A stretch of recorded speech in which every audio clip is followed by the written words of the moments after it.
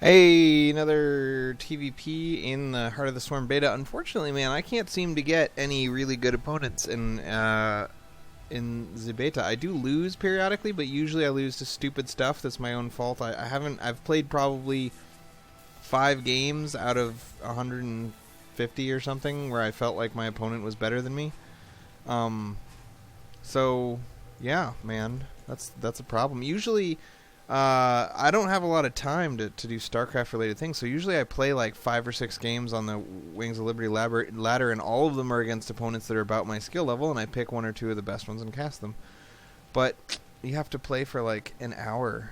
No, more like 3 or 4 hours.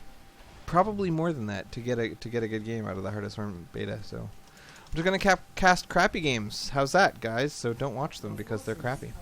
So in this game, I open 1/1/1. I still think that the 2/1/1 is the best opening, even in the Heart of the Swarm with Purify and Mothership Core out there.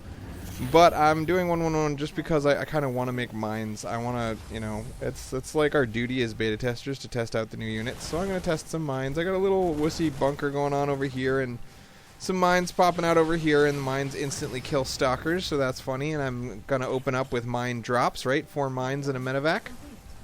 That is my opening. Mine drop. Mine drop. Unfortunately, the maps in the beta are so ridiculously large that it's going to take a couple months for them to get there. But also another weird feature of these maps is that they're so vulnerable to muta-harass and drops. I think they did this specifically for the thing that entombs your minerals, so that it'd have lots of free space back here. Because a lot of maps in Wings of Liberty just don't have room to go around. In fact, it's almost a standard feature that you can make a turret ring that cuts off multiple sides of your base, and the Wings of Liberty map's wide open. So I totally forget about the drop, giving him plenty of time to get an observer and bring his army back, and then I remember about the drop just when he's starting to kill it. And I end up having to suicide all 4 mines in exchange for a couple of workers. So it kills 15 probes, which I gotta say is way better than I expected it to do. And the reason that it does so much better than I expected is because mines do 40 damage, and SCVs have 45 hit points. So mines don't kill SCVs, but drones and probes only have 40 hit points. So mines do kill them. So, bam, I just one-shotted his whole mineral pile. So, now the game's kind of over, right? He fast expanded, but he has no workers. He's got 20 workers against my 30. And I'm just going to walk over there and kill him. So, we're going to go through the rest of the game at 8x. But apparently, the moral of the story here is that you should totally drop mines on people. Now, obviously, he scouted that I had mines.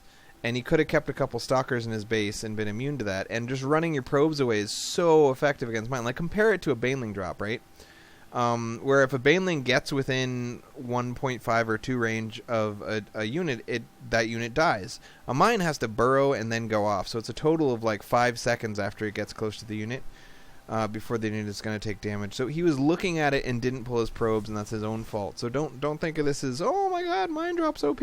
But if he doesn't see it, that's a totally different story, man. 4 mines can take out your whole mineral patch just as quickly as Blue Flame Hellions already could. So that's really impressive.